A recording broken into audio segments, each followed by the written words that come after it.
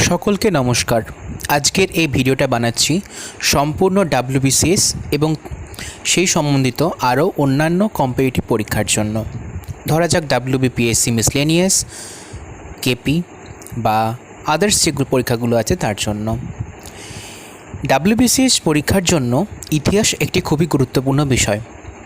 বিশেষ করে যদি আমরা সিলেবাসের দিকে তাকাই তাহলে দেখতে পাবো 25+25 অর্থাৎ 50 নম্বর ইতিহাসের ওপর ধার্য করা রয়েছে।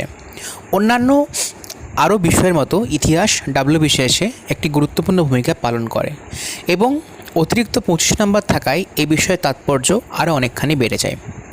এবার প্রশ্ন মনে আসে যে আমরা এই ইতিহাসের প্রস্তুতি কীভাবে শুরু করব।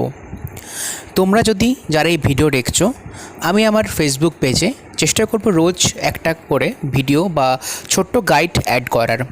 এখানে অনেকগুলো ভিডিও চলছে, সেই দিকে মনোযোগ না দিয়ে দিতেও পারো। আমার কথাটা গুরুত্বপূর্ণভাবে শোনো। যদি তোমরা অনলাইন টিউশন নিতে চাও তোমাদের যে কোনো কম্পিটিটিভ পরীক্ষার জন্য, অথবা যেহেতু আমার বিষয় ইতিহাস, স্কুল কলেজ, বিশেষ করে স্কুলের জন্য 6 থেকে 10 বা 11-12 বা কলেজের জন্য তোমরা আমার এই নাম্বারে যোগাযোগ করতে পারো। দেখবে নাম্বারটা আমার একটা স্ক্রিনে ছিল, অথবা আমার রিলস থেকেও তোমরা আমার কন্ট্যাক্ট পেয়ে যাবে। তো আবার কথায় ফিরে আসি। ডাব্লিউবিসিএস পরীক্ষায় ইতিহাস যেহেতু গুরুত্বপূর্ণ একটা ভূমিকা পালন করে, তাই আমি রোজই কিছু না কিছু ভিডিও দেওয়ার চেষ্টা করব বা দিতে থাকবো।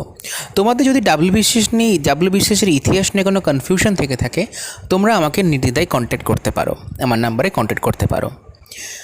আর ইতিহাসে যেহেতু প্রাচীন যুগ, মধ্যযুগ এবং আধুনিক যুগ তিনটে বিশেষভাবে ভাগ করা রয়েছে, তো তিনটেকেই মন দিয়ে পড়া উচিত। অন্য বিষয়কে যেমন তোমরা মন দিয়ে পড়ছো, ইতিহাসকেও একই গুরুত্ব সহকারে পড়ো, দেখো ঠিক হবে।